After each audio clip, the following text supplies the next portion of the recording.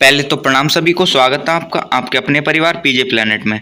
तो जैसा कि उत्तर प्रदेश पुलिस के री एग्जाम के रिगार्डिंग काफ़ी टाइम से कई सारे नोटिस वायरल हो रहे थे और इसके एग्जाम डेट के बारे में कुछ चीज़ें देखने को नहीं मिल रही थी और ना ही कोई ऐसा ऑफिशियल चीज़ें देखने को मिल रही थी इससे पता चल सके कि कब तक एग्जाम होने वाला है।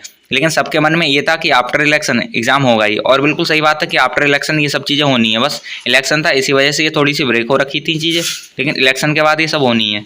तो बस इस वीडियो में हम बात करने वाले हैं यूपी पुलिस कांस्टेबल के री एग्जाम के बारे में कि री एग्जाम के लिए एक नोटिस आया और जिससे आपको पता चल जाएगा कि आपकी एग्जाम डेट क्या रहने वाली है, और इस नोटिस से ये भी पता चल जाएगा कि कितनी तेज़ी से इसकी तैयारियां चल रही हैं।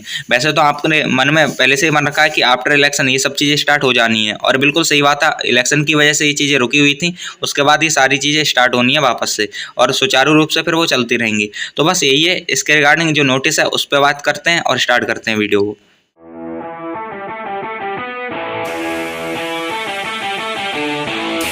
तो ये वो नोटिस है जो जननायक चंद्रशेखर विश्वविद्यालय बलिया जो है उसने अपने जो एफिलिएटेड कॉलेजेस हैं उन्हें भेजा था कि आप हमें लिस्ट दीजिए कि कितने कॉलेज या कितनी जो मैन पावर है आपके पास या कितने बच्चों का पेपर आप करा सकते हैं, जिससे हम प्रशासन को ये बता सकें कि हमारे पास कितने कॉलेज हैं। मींस पहले प्रशासन ने इनके पास एक लेटर भेजा होगा जिसके हिसाब से इन्होंने अपने बाकी के कॉलेजों को ये लेटर भेजा है। और यहाँ पे एक चीज़ आप देख सकते हैं कि शीर्ष प्राथमिकता या समयबद्ध लिख रखा है। मींस ये उन लेटर्स पे लिखा हुआ होता है जिन्हें प्रायोरिटी पे रखना होता है या फिर समयबद्ध मीन टाइम से इसका रिप्लाई देना है आपको। तो ये चीज़ें हैं और इसके बारे में आगे आपको पता भी चल जाएगा। तो ये 15 मई 2024 का लेटर है और इसी से आपको यह पता चल जाएगा कि आपका एग्जाम कब होने वाला है। साथ ही साथ यहाँ से मेन चीज़ तो यही है कि ये सेंटर्स देखने इन्होंने स्टार्ट कर दिए हैं। और यहाँ पे अगर हम विषय की बात करें तो विषय साफ साफ लिख रखा है, उत्तर प्रदेश पुलिस भर्ती एवं प्रोन्नति बोर्ड द्वारा आयोजित की जाने वाली विभिन्न भर्तियों की लिखित परीक्षा हेतु परीक्षा केंद्रों के संबंध में। मीन्स जो एग्जाम सेंटर्स हैं उसके रिगार्डिंग ये लेटर है।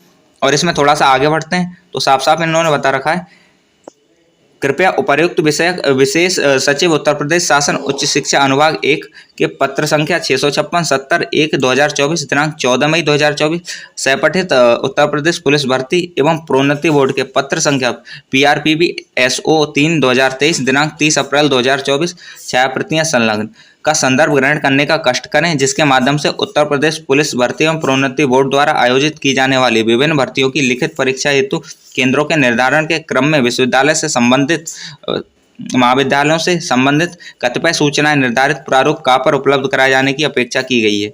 मीन्स ये है कि इन्होंने अपने कॉलेज को ये लेटर भेजा है और बोला है कि आप जितनी भी चीज़ें हैं अपने कॉलेज से रिलेटेड और मैन पावर कितनी है, कितने बच्चों का पेपर हो सकता है, उस चीज़ों को आप बताने का कष्ट करें। तो मेन चीज़ ये है कि प्रशासन ने पहले इस यूनिवर्सिटी को लेटर भेजा होगा और उसके बाद उन्होंने अपनी ये यूनिवर्सिटी को लेटर भेजा है कि आप कॉलेज की बाकी की इन्फॉर्मेशन में देने की कृपा करें। आगे कुछ चीज़ें इन्हें देख लेते हैं। तो यहाँ पे तत्क्रम में विश्वविद्यालय से संबद्ध समस्त महाविद्यालयों के प्राचार्य प्रबंधक को निर्देशित किया जाता है कि उपरोक्त अनुक्रम में अपने अपने महाविद्यालयों से संबंधित सूचनाओं को अधोलिखित गूगल लिंक के माध्यम से प्रत्येक दिशा में 3 दिनों के अंदर पूरित करने का कष्ट करें। मीन्स पहले ही हमने बताया था कि ये वो लेटर है जो प्रायोरिटी पर रखना है और इसी वजह से इसकी जो रिपोर्ट मांगी गई है और 3 दिनों के अंदर मांगी गई है। 3 दिनों पर आपको वो सारा डाटा इस गूगल फॉर्म पर फिल कर देना है। तो ये चीज़ है, मीन्स इसमें तेजी दिखाई जा रही है, इसी वजह से इन्होंने वो लेटर जो था वो प्रायोरिटी पे भेजा था, साथ ही साथ 3 दिनों में ये कंप्लीट करना था। और ये वहाँ के जो कुल सचिव हैं उनके यहाँ पे सिग्नेचर भी दे रखे हैं।